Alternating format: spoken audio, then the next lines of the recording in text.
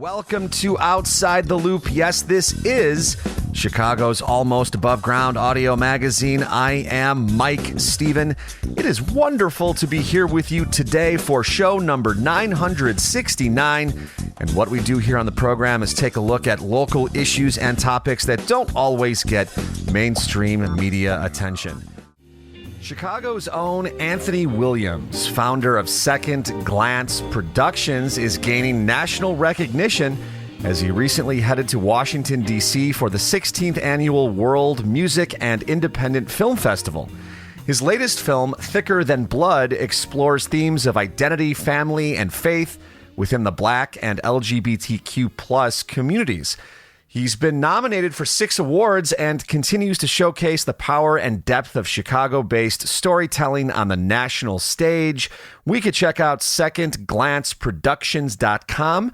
And Anthony Williams is here with us on Outside the Loop once again. Anthony, how are you? It's been about a year since the last time you and I talked.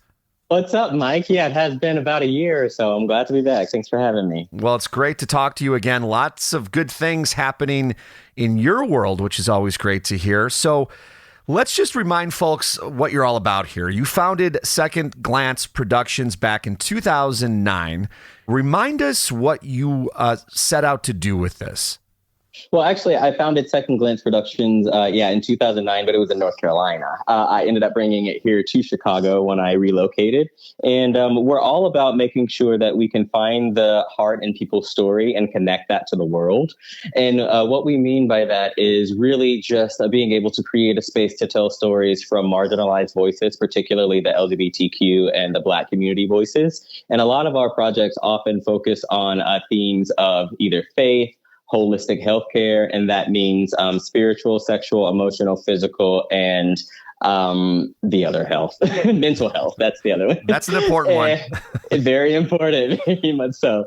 And so, that's what we're really all about, is making sure that we can tell these different stories in different ways, but in a way that can connect with audiences from many different parts of lived experiences. Right. And that importance of representation in film and other media, that's really vital. And, you know, the communities that are encompassed in the LGBTQ plus community, they, you know, can't always say that they've had that representation. And that's even though a lot of us might think like, oh, so what's the big deal? But that is a big deal. If you don't see your lived experiences in entertainment, that has an impact on folks, doesn't it? Yeah, it's a huge deal, and it has a huge impact just because we learn by seeing. And so as we go through life, if we see no representations of anything that looks like us, whether it's the color of our skin, whether it's the way that we live our lives, whether it's the experiences that we go through in our life, if we don't see that, we often feel as if we're alone in the things that we experience when in fact we're not. And that's why I think it's really important, you know, in the work that we do, but just in life in general, for people to know that we're more alike than we are different. And I think that once people start to realize that and start to talk about their experiences with people that don't look like them, they find out that they have way more in common than they do differences. And it's a human thing. I mean, you peel it all back, we're made of the same stuff. We have the same needs and wants and emotions and ups and downs, no matter if you're gay, straight, black, white, male, female, or something in between. We are all human beings, and I think sometimes we lose that very sense of humanity because we're so concerned about classification and separating ourselves. But you're right, we have so much more in common than we do, that differentiates us. But we forget that sometimes, don't we? Yeah, we do. We really do. And I really feel like, too, that, sometimes if people feel as if they recognize that or honor that or step into that, then that takes away something from themselves, which, in fact, is not true. If anything, it adds to you and your lived experience and, who you can be as a human. And so I feel, yeah, absolutely, it's very important to have that representation because, again, if you don't see yourself, then you can't. You feel as if you're in things by yourself, and that's not true at all. Yeah. I want to get to the film Thicker Than Blood in a minute here, but I have to ask you, I mean, we are living in some pretty weird times, I suppose you could say. Yeah. And doing this kind of work now where you're focusing on representation of different groups of people and some of the intersections of those representations. You know, we have a government right now that, and I'm not trying to get political, but look, I mean, go there, do it, let's do it. Here we go. I mean, they've said that diversity and inclusion isn't a good thing and should be avoided. So you doing very much that thing in entertainment here and what you're doing with the arts and film, how are you operating in this time that we're living in? Well, I'm going to back up and address one thing that you said first. This administration says a lot of things that are not true. We all have seen it. We've all heard it. And we're all living it. And so I really feel that that kind of emboldens me and empowers me even more to do what I do. Just because I love a challenge. I've never backed down from a challenge. I've never been scared of anything, you know, especially when it comes to sharing my story and sharing my truth.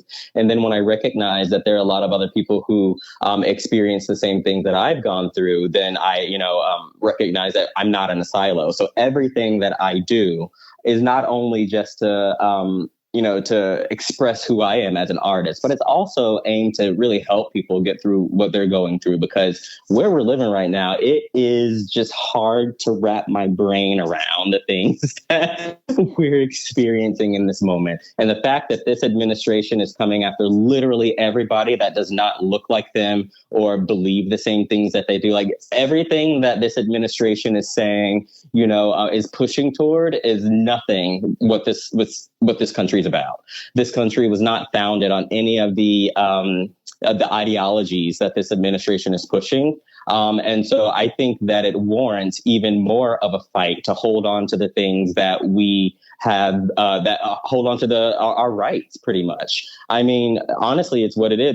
These are all human rights. These are rights that are afforded to people, no matter who you are. And you can't just wave, a pen. You can't just say things and it be warranted as true. And you can't just kind of push people back into a closet and expect them not to fight. And so this is my way of fighting. And I know that for a fact that society, we learn from media, whether it's social media, whether it's books, whether it's music, whether it's TV and film. And the more that you have honest, truthful representation in those media, in those realms of media, the more people can feel empowered to be themselves, to live their own lives, and to do what's best for themselves, as well as what's best for the people around them. And so when I say that I'm moving forward ahead with what my purpose is and what my call is, with what I'm doing with our projects, what I'm doing with Second Glance Productions, I'm not stopping until I take my last breath. And I'm praying that everything that we're putting our hands to will hopefully help bring people out of the dark times that we're living in, and to help them realize that they're not alone, and there's power and strength in numbers. And so the more that we can band together, the better we can get through the times that we're living in right now. And it's about humanity. I think everything you just said, right? We can relate it back to people have different experiences, different lived experiences, and that's okay. That makes us stronger when we understand where we're coming from. And we should celebrate that, I think. And I think you do too. And let's talk about celebrating some of this, because your new film, Thicker Than Blood, is really something that's been recognized. Briefly tell us about what this film is. Yeah, so there's this running joke that Thicker Than Blood is the film that will never die. So this film, Thicker Than Blood, is the first in a 3-part film series about a young man that returns home to celebrate his older brother being promoted at work. And you get to see why he's left home for 3 years, and as well as how this family and their dynamic justifies their faith in treating people the way that they do, from the communities of the LGBT community, as well as people who are living with HIV. And so, as you said in the beginning, this film meets at the intersections of Black voices, public health, the LGBT community, and faith. And so we released it in 2017, and it really has just taken on a life of its own. It's been everywhere. It's been in nonprofit organizations and teaching institutions and film festivals and public and private screenings all across, not even just this country, but across the world. And so the fact that it's still being recognized 7, 8 years later is just a testament not only to, the power of what we can do with film and media, but also just the power of the message in this film. I feel like a lot of people that have seen it may not come from, backgrounds of faith. They may not, identify as LGBTQ, but they all walk away with something from this film. And people, who see it have personally come up to me and said that there are aspects of this film that have changed their life, and not only just their life, but their relationships with the people in their lives. And so the fact that we can still be going strong 8 years later with Thicker Than Blood, I'm so humbled and just so honored, in all honesty. Well, congratulations on all of the accolades and the great work. And is it true that this movie, Thicker Than Blood, is coming to Amazon Prime? That is true. So after we finish this last festival run in DC, hopefully this time, but by the fall, it will be available to the public on Amazon Prime. Right now, it is available for rent or purchase at secondglanceproductions.com. So people are able to get an early access there, but it should be widely available on Amazon Prime coming soon. So I also wanted to mention that Thicker Than Blood holds 2 major awards from 2 international film festivals. So we've won Best Director in a Feature Film, as well as the Best Feature Film, 2 separate international film festivals in 2019. And I'm even just excited to say that we're nominated for 6 awards at the World Music and Independent Film Festival. So we're just excited. Just excited. Great work that you are doing, and important work. And I say keep it going, Anthony, because we need more voices like yours, and your voice brings together other voices and other experiences. And I think that's really important, because that makes up who we are as a people. And so we can check out secondglanceproductions.com. Anthony Williams, the founder of Second Glance Productions. Hey, congratulations, Anthony, on everything. And keep doing what you're doing, man, because I think there's more good stuff down the road for you. Thanks for talking to us today. Yeah, absolutely. Thank you. I appreciate it. Hot dog. I'll have another. Eat 'em with my brother.